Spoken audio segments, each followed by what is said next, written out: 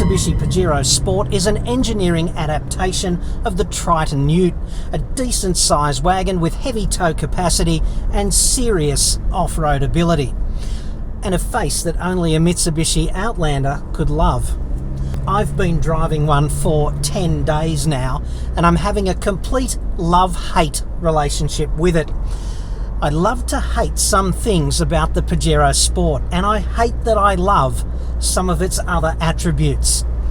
If you're thinking about buying one, it really depends on what you want and what you need, and how well those two things line up. Let's go back to the studio and figure out if the new Pajero Sport is right for you.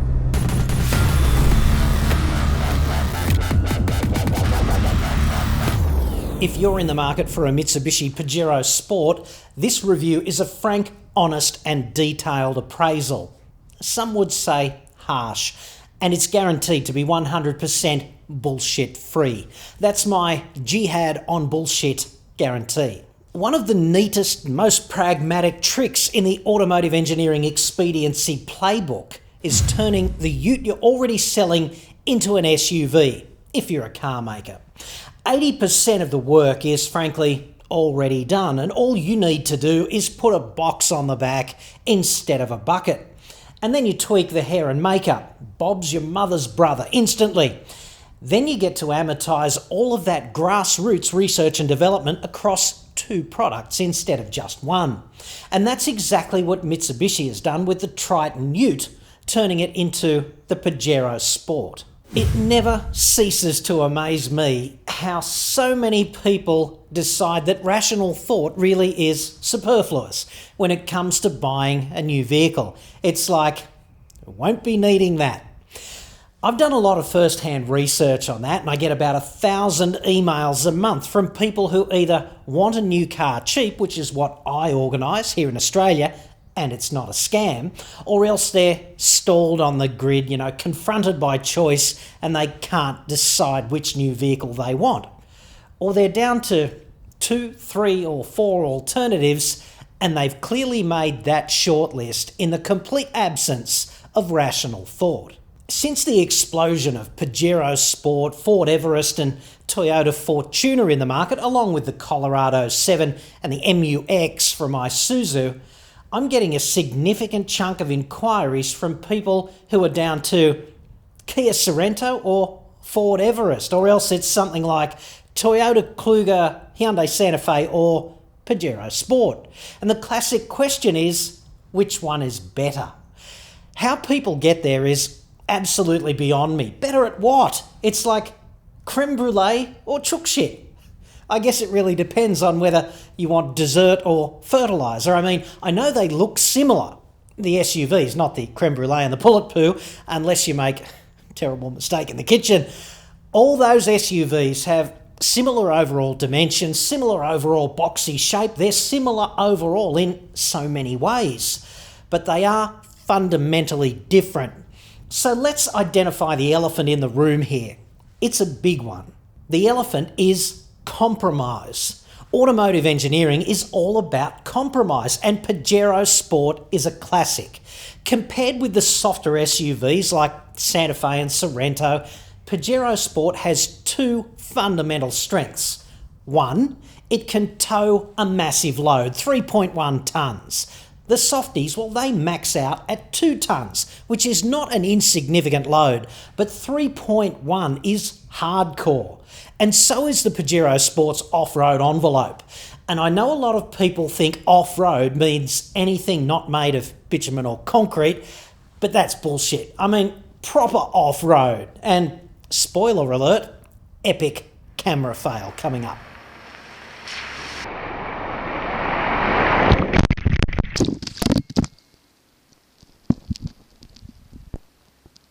And that's not even proper off-road. I mean, a Santa Fe or a Sorento would eat that. Your mother-in-law's Camry would do it too, or anyone else's car whom you detested, like the boss's Mercedes. I mean serious off-road here, water up past your knees, slippery mud or heavily broken terrain, deep ruts, rock hopping, stuff that requires a low-range gear set and a transmission you could lock up tighter than Charlie Manson. Pajero Sport is designed to revel in that stuff, and the thing to realise here is compromise. You simply can't deliver that kind of rugged performance without beefing up the suspension and the driveline and the chassis, and then expect there to be no negative consequences. The feedback effect here, the casualty of that hardcore capability, is overall refinement. So the question, which vehicle is best, is really all about you. What do you want and what do you need? If you've got a heavy boat or a sizable caravan or a trailer full of highly enriched uranium to deliver, then hallelujah, because the Pajero Sport will embrace all of that. If you've made serious plans to cross the Simpson Desert, drive down the Gibb River Road or head up to Cape York, perfect. It's a solid choice.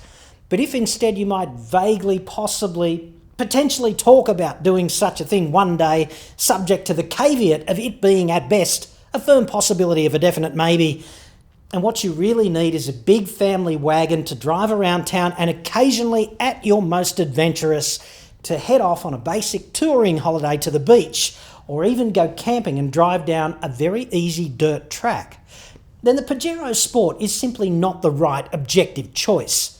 What you want for that is a softer SUV, because it will be much nicer to drive on a daily basis. So hit pause in just a sec, go stand face to face with a mirror and take a good hard look at yourself and what you're really going to do with this intended vehicle. And then, when you get back, we'll drill right down into the nuts and bolts of the Pajero Sport. Kindly note that I did not just say the Pajero Sport is an unrefined shitbox around town, because it's certainly not that. It's just for around town conveying of this and that, it's not as refined as a Santa Fe or a Sorrento, but it's actually a lot better than the nastier ute to wagon conversions from the past. The first thing I noticed when I picked it up and drove off was I turned the wheel and not all that much turning actually took place. At slow speeds, you need a lot of steering wheel input to get the desired yawing or turning response from the body.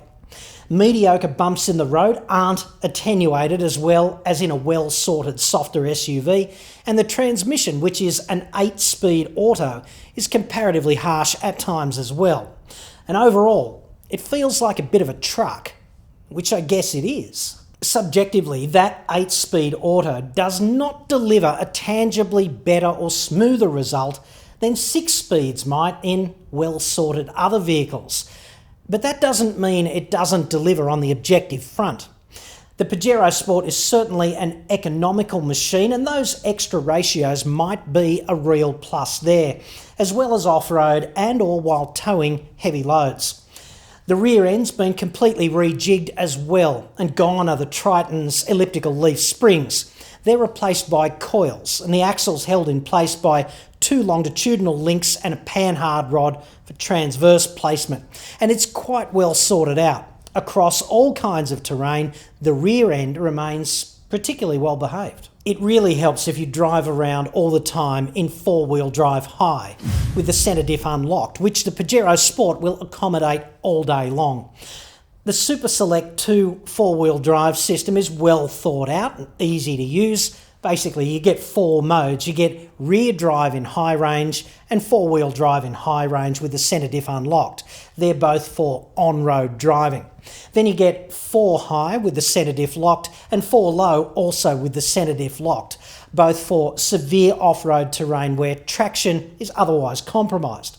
And in the range-topping Exceed variant and the mid-spec GLS, you also get a rear diff lock for even more traction-enhancing grip and, potentially, forward progress. Engine performance from the 2.4 diesel is excellent. Peaks of 133 kilowatts and 430 newton metres, which is well inside the ballpark for a modern diesel of 2 and a bit litres.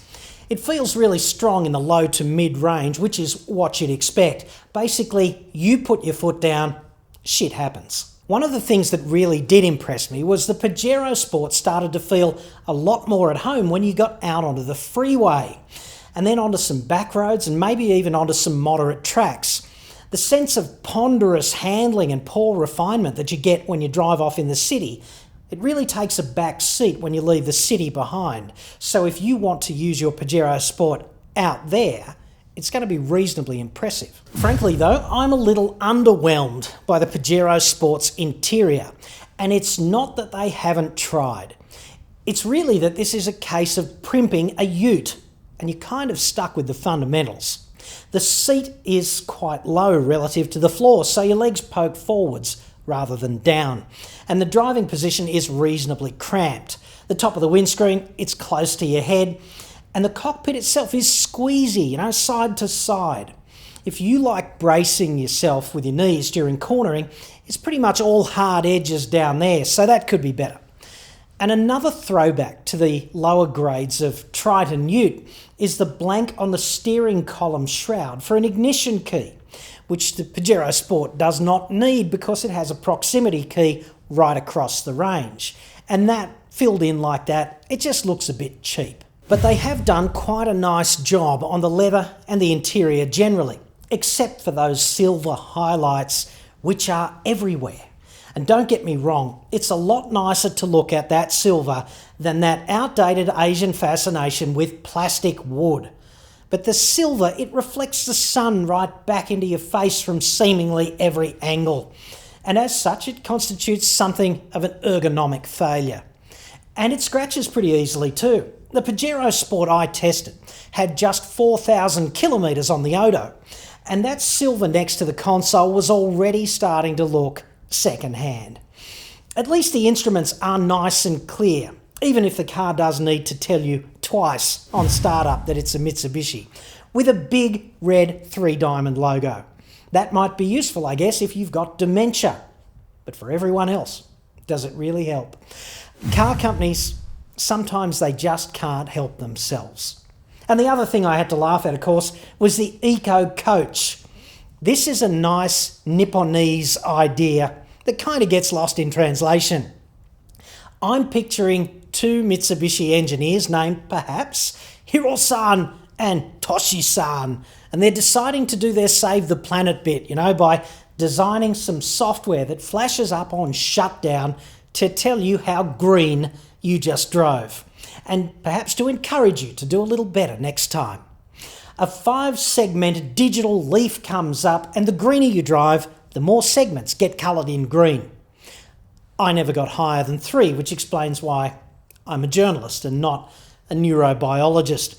Of course, if you ever ran into a real tough love eco coach, the gunnery Sergeant Hartman of eco coaches, he'd just harangue the crap out of you for driving a 2-tonne CO2 belching 4-wheel drive instead of a planet-friendly car. The centre LCD is also a little underwhelming. It's powered by Apple CarPlay or Android Auto if you want anything decent to pop up, such as GPS sat-nav. So apps are a DIY thing now with cars. They're powered by your phone, or you get literally nothing. But at least there's no more dealership $1,200 map upgrade rip-offs. So that's good. And the steering wheel feels great, even though there's a little bit of confusion there as well. There's real estate for no less than 14 buttons on that wheel, although 2 of them are unused. There's also 2 up-down toggle switches for volume and cruise control, and some reasonably obtuse icons on some of those buttons. And I guess I'm just saying it's going to take you a while until you're familiar enough with the iconography on that wheel to play it like a Stradivarius in the cut and thrust of city traffic. The HVAC, the heating, ventilation and air conditioning controls, they're excellent and classy. And the 4-wheel drive selector dial jigger, plus the electric park brake, ditto, classy execution. The transmission selector is chunky but kind of upmarket, which is in keeping with the vehicle's character. But forward of that, the rear diff lock switch and the seat heater switches, they just scream afterthought.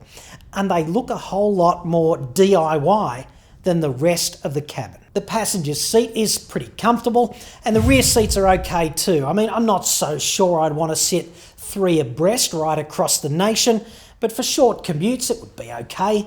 Folding them is also very easy. It's a breeze. And when you do that, you fold them all up, the already spacious cargo bay gets cavernous. Mitsubishi Down Under says 7-seat Pajero Sports are in the wings for Australia. Quote, sooner rather than later, it's already on sale in other markets. That's how they put it to me. And certainly the rear cargo bay is big enough to accommodate a competitive third row of seating, meaning you probably wouldn't want to sit in that all the way back across the nation.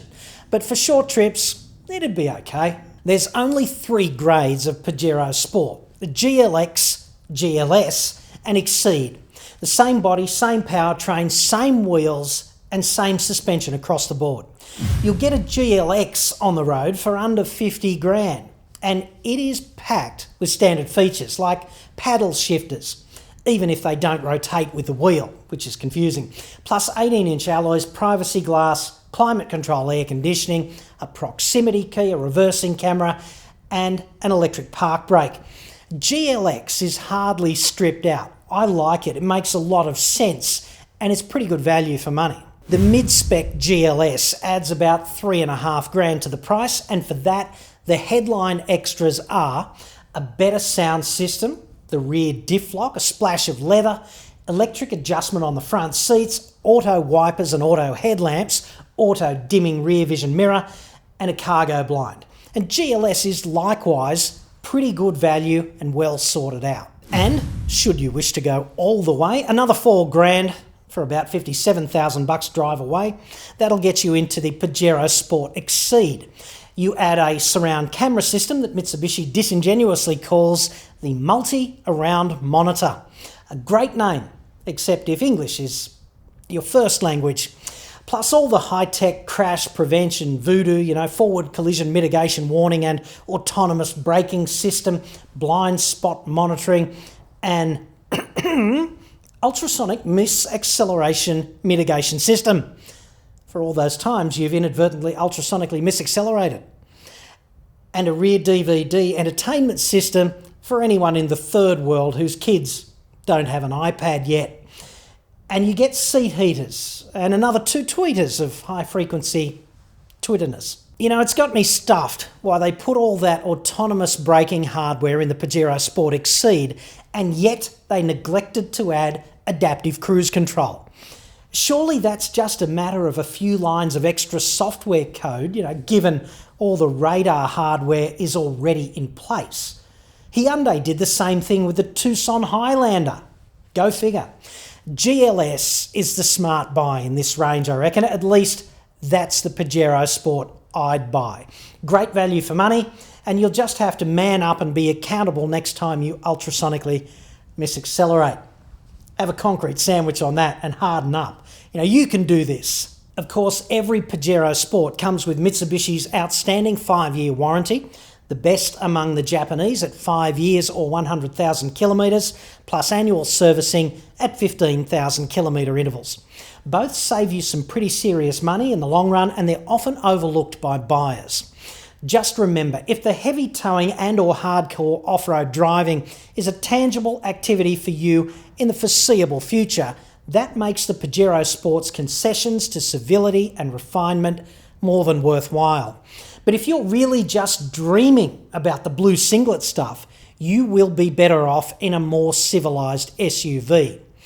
What you need, what you want, and how well they line up. If you want to save thousands on a Pajero Sport or any other vehicle here in Australia, contact me at autoexpert.com.au. Leave a comment below, let me know what you think, and subscribe for regular updates. I'm John Cadogan. Thanks for watching.